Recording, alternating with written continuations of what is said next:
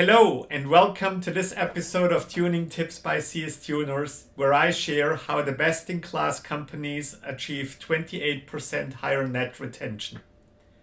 Today's guest is Shreesha Ramdas from Medallia. Thank you so much, Shreesha, for being here. Thank you, Andreas, having me here, and always a pleasure to meet with you. Shreesha, the champions achieve 28% higher net revenue retention because all of them use NPS to gauge the customer experience. You're the ideal person to share with our audience what you have seen works best.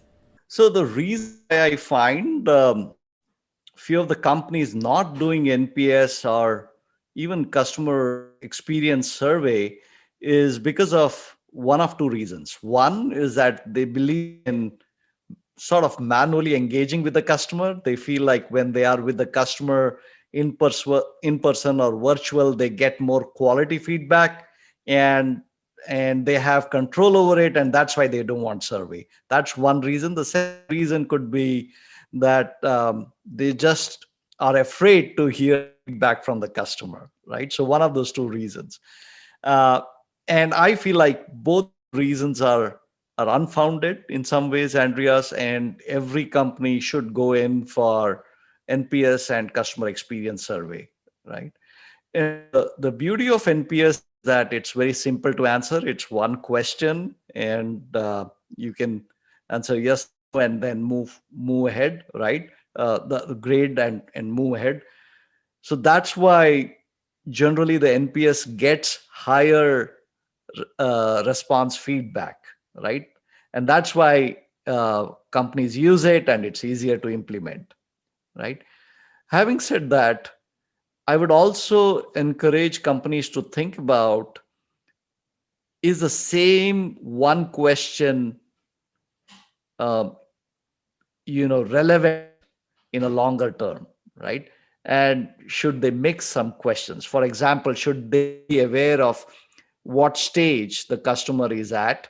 For example, if they are at onboard stage and at the completion of onboarding, do you still want to ask whether you want to refer our product to some others?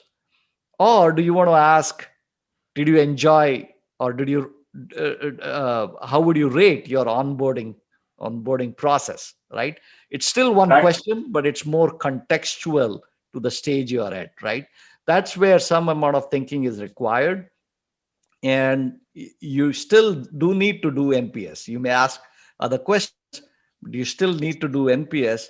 But what's the frequency that you use for NPS survey?